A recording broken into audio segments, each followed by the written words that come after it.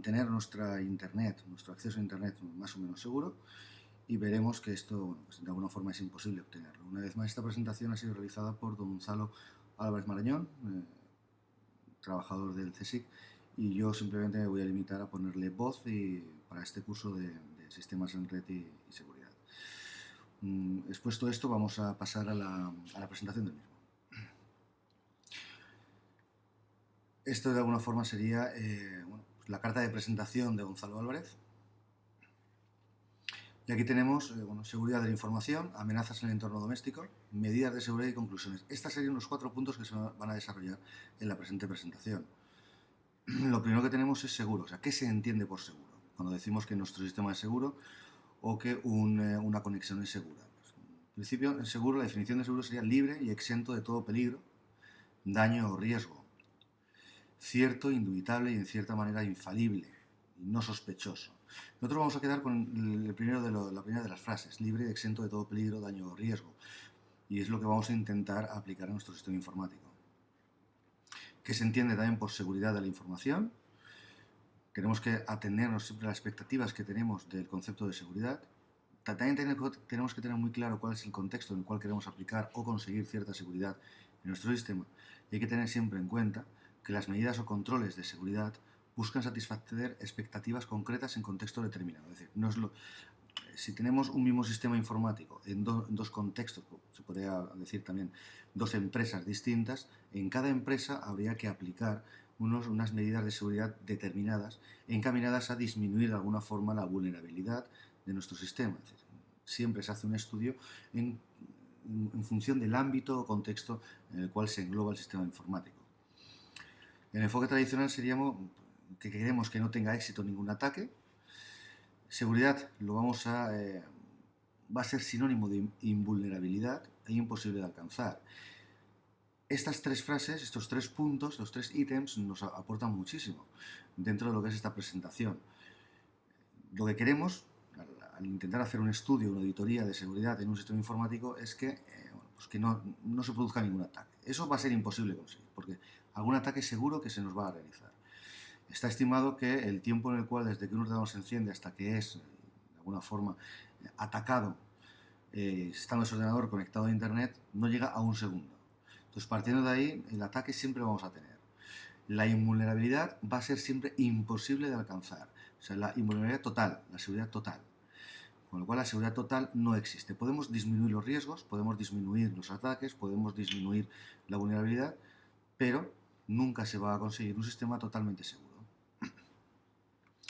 En el enfoque de la gestión del riesgo, queremos que nuestras expectativas se cumplan. La seguridad se puede, de alguna forma, también por analogía, comparar con la confianza. Y sí que es posible de gestionar, no de conseguir al 100% como he visto en la presentación anterior, en la diapositiva anterior, pero sí que se puede gestionar. Y ese va a ser nuestro enfoque a lo largo de esta presentación. Es decir, qué herramientas tenemos para gestionar y qué posibles ataques tenemos y que deberíamos de gestionar. El riesgo no puede eliminarse completamente, pero sí que puede reducirse bajo una gestión, evidentemente. ¿Qué es lo primero que tenemos que realizar en un sistema informático? Que queremos de alguna forma disminuir esa seguridad, ya teniendo en cuenta que la seguridad nunca es total. Pues tenemos que realizar un análisis de riesgos, evidentemente, cuyo objetivo es identificar qué riesgos presenta nuestro sistema cara al exterior, cuantificar su impacto, evaluar el coste para mitigarlos y servir de guía para tomar decisiones. Cuantificar su impacto significa que si se produce un ataque, si ese riesgo se hace efectivo en nuestro sistema, ¿de qué forma o cuánto nos va a costar, por ejemplo, económicamente, apalear el impacto de la efectividad de ese riesgo, es decir, del ataque? De luego tenemos que evaluar el coste para mitigarlos, que sería también a nivel económico cuánto nos va a costar de alguna forma de reducir estos riesgos. Y evidentemente este análisis de riesgo nos va a servir de guía para tomar las decisiones posteriores. Aquí tenemos una pequeña fórmula y es que el riesgo se comprende como el activo al cual se puede atacar por la amenaza o conjunto de amenazas que bajo un estudio previo podemos delimitar y la vulnerabilidad del sistema. En esta gráfica tenemos que conforme vamos aplicando nuevas medidas para implantación y mantenimiento de mecanismos de seguridad, vemos que esto es exponencial. Es decir, los riesgos o el grado de confianza que nuestro sistema va a suponer cara al exterior es exponencial inverso. de tal forma que tenemos una línea recta en el eje Y, el eje de grado de confianza, que tendemos a llegar a ello, y esto sería la seguridad perfecta. No es nula, no es 100%, pero sí que es la perfecta. La seguridad no es un producto, sino que es un proceso. O sea, nadie nos puede vender, ninguna empresa de seguridad, te vamos a asegurar 100% el sistema informático del cual depende tu línea de negocio. Eso no va a ser así.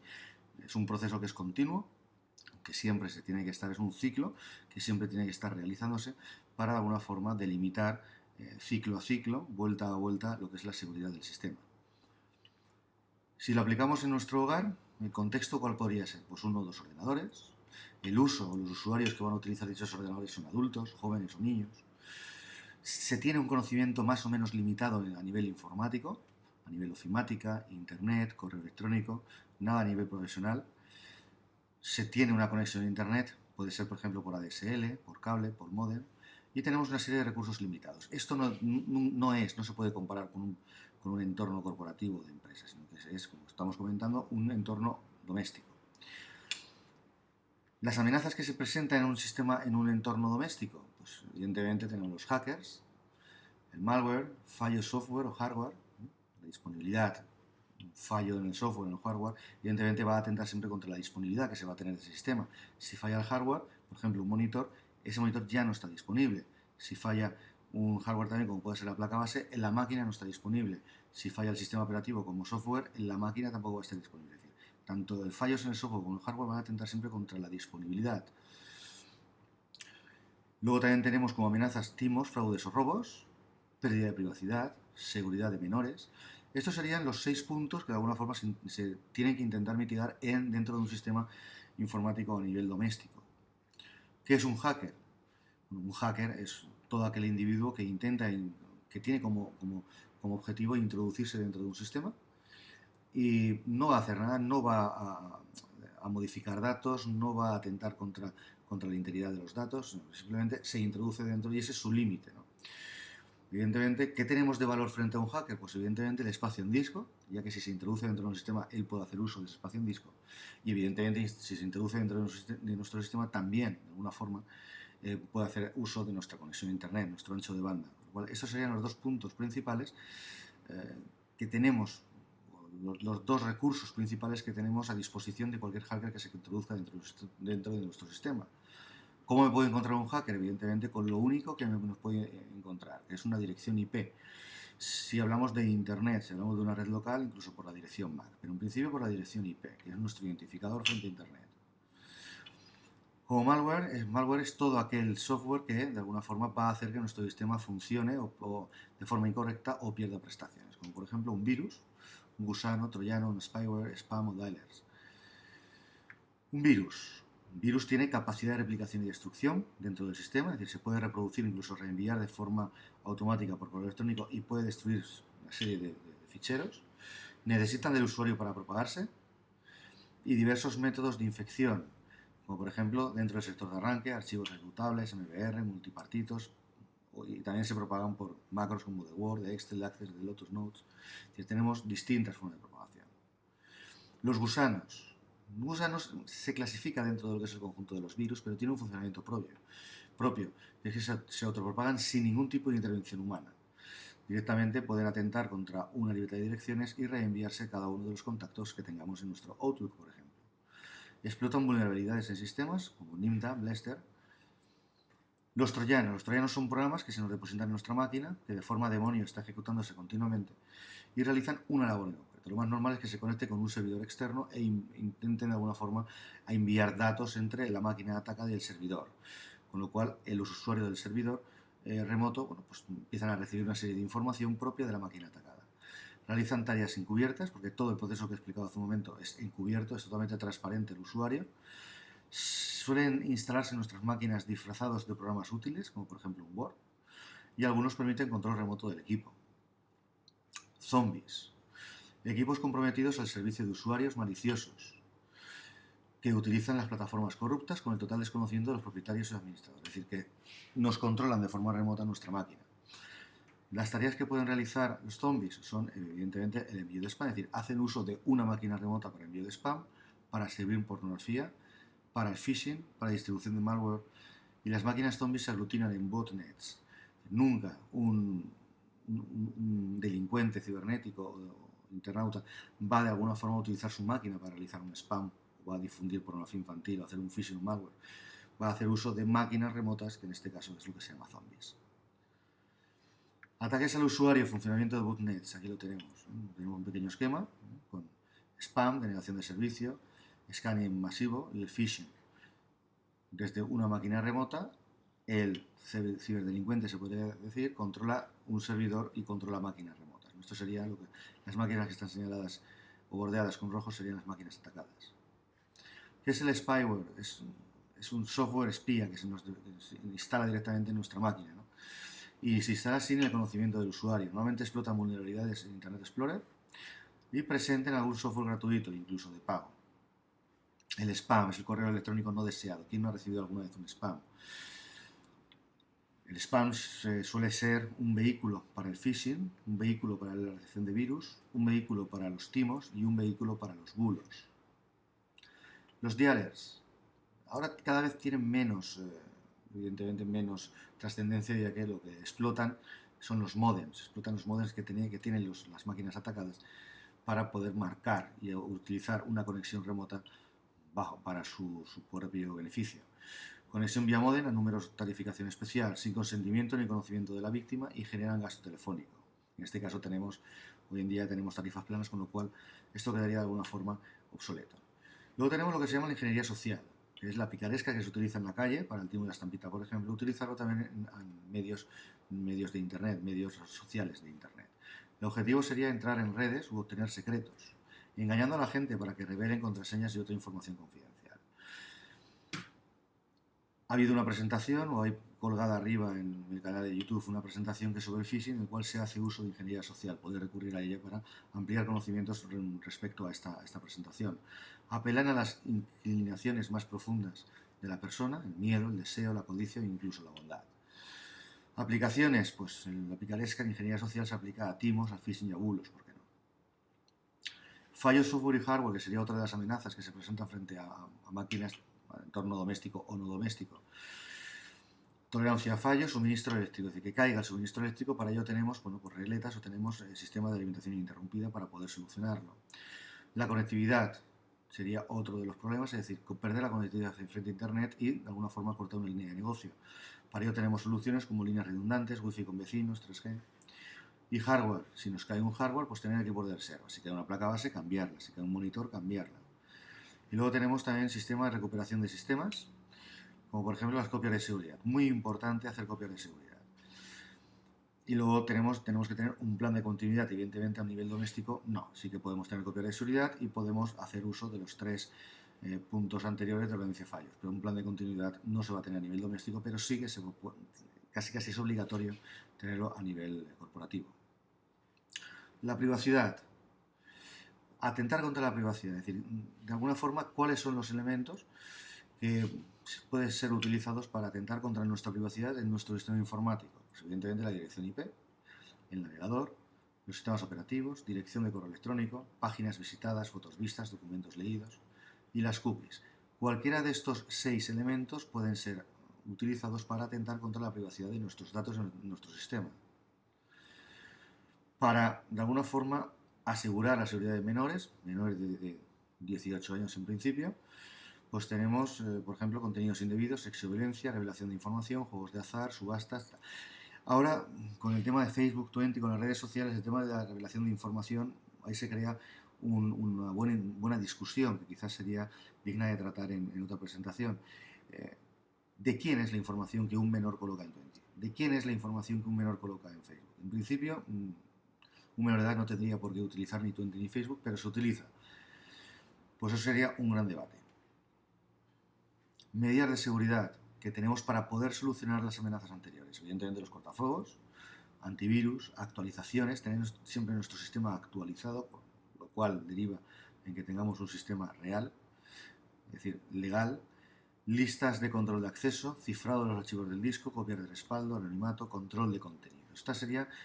Cualquiera de ellas sería buena y cada una atenta sobre una de las amenazas anteriores. ¿Qué es un cortafuegos? Un cortafuegos es un elemento, tanto hardware como software, que de alguna forma va a impedir que desde el exterior se conecten al interior y desde el interior a veces incluso conectarnos a determinados servicios de Internet en el exterior. Se utilizan para aislamiento de Internet, bloquear la entrada y salida, o una u otra. Esta I podría ser sustituida por una O. También son capaces de detectar intrusiones, detectar aplicaciones que intentan acceder a Internet y son capaces de realizar auditorías y registros de uso. Aquí tenemos, por ejemplo, un cortafuegos y siempre se sitúa entre una red interna local y la conexión a Internet. Ahí se situaría el cortafuegos. Hoy en día la mayoría de los routers que nos colocan las compañías de telecomunicaciones al contratar un servicio de Internet conllevan en su interior un cortafuegos totalmente configurable. Cortafuegos, por ejemplo, comerciales, a nivel software, aquí los tenemos, Zone Alarm, Outpost, Cómodo. Se pueden descargar desde estas direcciones que aparecen aquí. Antivirus. Es una línea de defensa fundamental para cualquier tipo de virus. Y se produce un positivo, es decir, si de alguna forma el antivirus detecta un virus, pues elimina el virus y restaura el archivo, pone el archivo en cuarentena y lo elimina por completo. Antivirus a nivel gratuito. Aquí tenemos el OVG Free Edition, Bitdefender Free Edition, Antivirus Personal Edition o el Free Avast. Aquí tenemos las direcciones de descarga de cada uno de ellos. Con lo cual, quien no tiene un antivirus en su máquina es porque no quiere, porque tenemos gratuitos y funcionan y se actualizan de forma correcta. Anti-spyware, software que nos va a detectar software malicioso. La mayoría de los antivirus ya llevan un anti-spyware, pero tenemos en concreto aplicaciones concretas de anti-spyware, como por ejemplo el Windows Defender, el Adware o el Spyboot. Tenemos incluso las direcciones de descarga. Anti-spam, aquí tenemos una colección de software anti-spam junto con las direcciones de descarga. Actualizaciones, es muy importante mantener el sistema operativo siempre al día con las últimas actualizaciones. Para ello es recomendable configurar en nuestro Windows las descargas automáticas y evidentemente tener nuestro sistema legal con licencia, ya que si no las descargas automáticas no son efectivas. Listas de control de acceso, las cuales permiten especificar quién tiene acceso a qué archivos y con qué permisos dentro de un sistema. Con lo cual ya se está de alguna forma cortando el acceso de los distintos usuarios que puedan hacer uso de un sistema informático a determinados ficheros o carpetas. Se basa en el uso de distintos usuarios y principio del mínimo privilegio. Este sería el que habría que aplicar. Partimos de que nadie tiene acceso a nada y a partir de ahí se empiezan a crear los controles de acceso. Una técnica que también es de alguna forma recomendable sería el cifrado de los archivos del disco. Hoy en día cualquier sistema operativo tiene la posibilidad de cifrar discos bajo una clave de cifrado y permite cifrar el contenido de cualquier carpeta o archivo. Solución altamente segura, ya que si nos captan esa información no van a poder descifrarla a no ser que tengan la clave que nosotros hemos configurado para el cifrado de dicha información, y se basa en el uso de criptografía de clave pública y de algoritmos de cifrado simétrico. Copias de respaldo, muy importante. ¿Dónde poderla realizar? Pues en un disco duro externo, CD, DVD o incluso online como Xdrive, eDrive, Drop, SkyDrive. Tenemos distintas utilidades arriba en la nube o en Internet que nos van a permitir realizar esta copia de respaldo. También es importante el mantener el anonimato frente a Internet en determinadas ocasiones. Aquí tenemos pues, una serie de enlaces que nos van a permitir ese anonimato. Es decir, nos conectamos a Internet pero se camufla nuestra dirección IP. Nos conectamos como si estuviéramos en otra ubicación, incluso con otra dirección IP. Los más utilizados son los proxies HTTP. Aquí tenemos algunos de ellos. Control de contenidos, que nos va a permitir controlar por dónde navegan los suyos, como por ejemplo cortar a un menor el acceso a páginas que contengan, por ejemplo, la palabra sex. Para ello se utilizan filtros de contenido de navegador y programas especializados. Aquí tenemos unos cuantos juntos con la dirección web de descarga. Luego tenemos información, seguridad en el hogar, y aquí tenemos también de alguna forma una dirección que nos va a ampliar esta información. Las conclusiones que se puede llegar tras la presentación que acabamos de hacer es que existe un amplio abanico de herramientas de seguridad gratuitas, con lo cual el asegurar un sistema es gratis, tiene un coste económico muy reducido.